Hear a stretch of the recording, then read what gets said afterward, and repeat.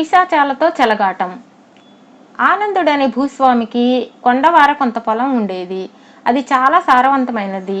పంటలు చక్కగా పండేవి. కానీ ఆ ప్రాంతంలో పిశాచాల బెడద ఏర్పడి ఆ పొలానికి కాపలా ఉండడానికి అందరూ నిరాకరించారు.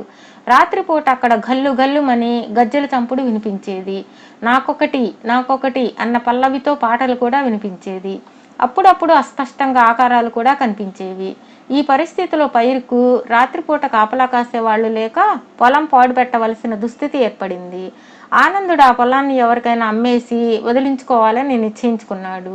ఊళ్ళో వాళ్ళందరికీ ఆ పొలంలో పిశాచాలు ఉన్నాయని తెలుసు కనుక వాళ్ళు ఎలాగూ దాన్ని కొనరు.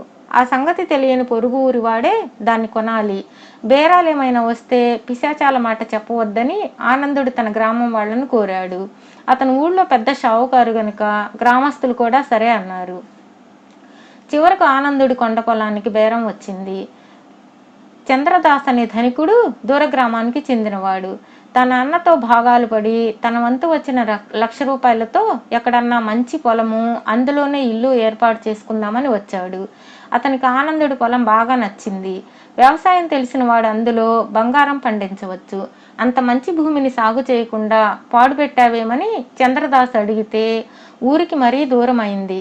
పొలం మధ్యనే ఇల్లు వేసుకునే వాడికి మంచి ప్రదేశం కానీ అంత దూరం రోజు వచ్చి వెళ్ళాలంటే చాలా ఇబ్బందిగా ఉంది అన్నాడు ఆనందుడు. చంద్రదాస్ ఆ పొలాన్ని 50,000కు బేరమాడి కొనుక్కొని అక్కడ మంచి ఇల్లు కట్టించి తన భార్యతో సహా గృహప్రవేశం చేశాడు. తర్వాత పొలమంతా చక్కగా దున్నించి విత్తనాలు చల్లించాడు. రాత్రిపూట పొలానికి కాపలా ఉండడానికి మనుషులను పెట్టుకోవడానికి ప్రయత్నించినప్పుడు అసలు సంగతి బయటపడింది. పగలు పని చేయడం అంటే చేస్తాం కానీ రాత్రిపూట పిశాచాలకు కాపలా ఉండడం మా వల్ల కాదు అనేసారు గ్రామంలో వాళ్ళు. కాపలా అత్యవసరం.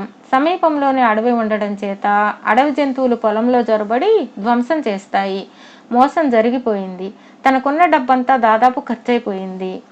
గలాటా చేసి ఇప్పుడు లాభం లేదు, అవమానం కూడా. అందుచేత పిశాచాలతో వేగడానికే చంద్రదాసు నిశ్చయించాడు. పైరు ఎదిగి వచ్చింది. ఒక మంచె వేసి దానిపైన చంద్రదాసు తానే కాపలా కూర్చున్నాడు. అర్ధరాత్రి వేళ గల్లు గల్లుమని టపటపమని అస్పష్టంగా ధ్వనులు వినిపించాయి. తరువాత ఆకారాలు కూడా కనిపించాయి. 100 పిశాచాలు గొంగళ్ళు కప్పుకొని తమ నాయకుడి చుట్టూ నృత్యం చేయడం చంద్రదాసు చూశాడు. అవి నాకొకటి నాకొకటి అని కొంతసేపు పాట పాడి తరువాత ఇక చాలు ఇక చాలు పోదామా పోదామా అని పాడుతూ మాయమయ్యాయి. పైరుకు మాత్రం ఏమీ నష్టం చేయలేదు. చంద్రదాసు ఇదే దృశ్యాన్ని ప్రతి రాత్రి చూస్తూ వచ్చాడు. మొట్టమొదట అతడు పిశాచాలను చూసి గాబరాపడి కొయ్యబారిపోయాడు కానీ క్రమంగా అతనికి భయం పోయి ధైర్యం వచ్చింది. ఒకనాటి రాత్రి అతను తాను కూడా ఒక కంబళి కప్పుకొని వాటిలాగే కీచుగొంతుతో నాకొకటి నాకొకటి అని పాడుతూ పిశాచాలతో కలిసి నృత్యం చేయసాగాడు. పిశాచాల నాయకుడు ప్రతి పిశాచానికి ఒక రత్నహారం ఇచ్చాడు. చంద్రదాసు తాను కూడా ఒక హారం తీసుకుని ఇక చాలు పోదామా అని మిగిలిన పిశాచాలతో కలిసి పాట పాడాడు. పిశాచాలన్నీ కదిలి వెళ్ళిపోయాయి. చంద్రదాసు తన మంచి మీదకు వెళ్ళిపోయాడు. చంద్రదాసు తనకు దొరికిన హారాన్ని పరీక్షించగా అందులో 100 రత్నాలు ఉన్నాయి. అందులో ఒక రత్నాన్ని ఊడదీసి నగరానికి తీసుకుపోయి అమ్మగా 10,000 రూపాయలు వచ్చాయి. చంద్రదాస్ అమితానందం పొంది తన ఇంటికి తిరిగి వచ్చాడు. ఇటీవల చాలా విచారంగా ఉంటూ వచ్చిన భర్త ఒక్కసారిగా పరమానందంతో ఉండడం చూసి చంద్రదాసు భార్య కారణమేమిటని అడిగింది. అతను తన భార్యకు జరిగిందంతా చెప్పి ఈ పిశాచాల వల్ల మనకు కానీ పంటకు కానీ ఏమీ నష్టం లేదు, రాత్రిపూట అడవి జంతువులు కూడా రావు, కాపలా దండగా అన్నాడు. ఇలాగే 2-3 హారాలు తెచ్చుకోరాదు అన్నది అతని భార్య. వద్దు వద్దు, ఈ ఒక్క హారంతోనే ఎన్ని తరాలైనా మనం బతకవచ్చు. అదీగాక పిశాచాలతో చెలగాటం మంచిది కాదు. నువ్వు మాత్రం ఈ సంగతి ఎవరికీ చెప్పకు సుమా అన్నాడు చంద్రదాస్ తన భార్యతో. కానీ ఇంత అద్భుతమైన రహస్యాన్ని తనలోనే ఇముడ్చుకోవడం చంద్రదాసు భార్యకు సాధ్యం కాలేదు. ఆమె తన పని మనిషితో అంతా చెప్పేసి అది పొందిన ఆశ్చర్యానికి గొప్పగా సంతృప్తి పడి ఒసేయ్, ఈ మాట ఎక్కడా చెప్పకు అన్నది. ఆ పని మనిషి ఆనందుడి ఇంటికి వెళ్ళి పిశాచాల పొలాన్ని మంచి ధరకు అమ్మామని మీరు సంతోషిస్తున్నారు కాబోలు. అది కొన్నవారు పిశాచాల నుంచి రత్నహారం సంపాదించుకొని అంతకు 100 లాభం పొందారు తెలుసా అంటూ తన యజమానురాలు చెప్పిందంతా ఆనందుడి భార్యకి చెప్పేసింది. ఆనందుడి భార్య కథ అంతా ఆనందుడికి చెప్పేసింది.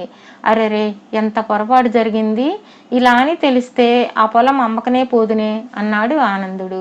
అతనికి చంద్రదాసు పైన చాలా అసూయ పుట్టుకొచ్చింది. అతను చంద్రదాసును చూడబోయి, పొలం ఎలా ఉంది, పంట బాగుందా అని అడిగాడు. మీ దయ వల్ల బాగానే ఉంది అన్నాడు చంద్రదాసు. ఈ ప్రాంతాల పిశాచాలు ఉన్నాయని ఊళ్ళో ఒక పుకారు లేవదీశారు. రాత్రి కాపలాకు రమ్మంటే భయపడతారు, మీకేమీ ఇబ్బంది లేదు కదా అన్నాడు ఆనందుడు. పిశాచాలు లేవు, దయ్యాలు లేవు, నేను చేనుకు కాపలా కూడా పెట్టలేదు, పైరు నిక్షేపంలాగా ఉన్నది అన్నాడు చంద్రదాసు.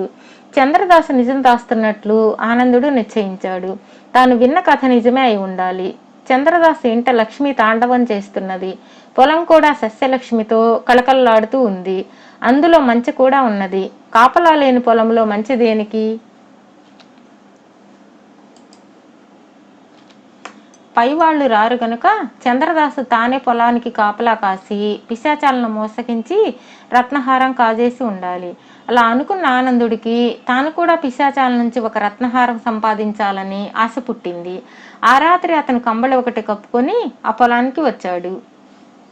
మంచి పైన ఎవరూ కాపలా కాయడం లేదు. అంతా ప్రశాంతంగా ఉన్నది. అర్ధరాత్రి వేళ పిశాచాలు వచ్చాయి. తమ నాయకుడి వద్ద రత్నహారాలు పుచ్చుకున్నాయి. ఆనందుడు కూడా వాటితో పాటు ఆడి పాడి రత్నహారం పుచ్చుకున్నాడు. అతని ఆనందానికి మేర లేదు. అతను చల్లగా పిశాచాల మధ్య నుంచి జారుకున్నాడు. అది గమనించి కొన్ని పిశాచాలు, అడుగో దొంగ దొంగ, పట్టుకోండి పట్టుకోండి అని అరిచాయి. ఆనందుడు వాటికి దొరికిపోయాడు. కిందటిసారి తమ హారాల్లో ఒకటి పోయినప్పటి నుంచి పిశాచాలు దొంగ కోసం 1000 కళ్ళతో ఎదురు చూస్తున్నాయి. ఆ కారణం చేతనే ఆనందుడు వాటికి తేలిగ్గా దొరికిపోయాడు. పిశాచాలు ఆనందుడి నుంచి హారం లాక్కొని అతడు కుడి చేతి పైన ఒక దెబ్బ కొట్టి తమ దారిన తాము వెళ్ళిపోయాయి. మర్నాడు చంద్రదాస్ తన పొలంలో స్పృహ తప్పిపడి ఉన్న ఆనందుణ్ణి తన ఇంట్లో చేర్చి గ్రామం నుంచి వైద్యుణ్ణి పిలిపించి చికిత్సలు చేయించాడు. ఏం జరిగింది, మీరు రాత్రివేళ మా పొలంలోకి ఎలా వచ్చారు అని చంద్రదాస్ అడిగితే తనకేమీ తెలియదని ఆనందుడు బొంకాడు. కాస్త శక్తి రాగానే ఆనందుడు తన ఇంటికి వెళ్ళిపోయాడు. అతని కుడి చేయి మాత్రం శాశ్వతంగా చచ్చుపడిపోయింది.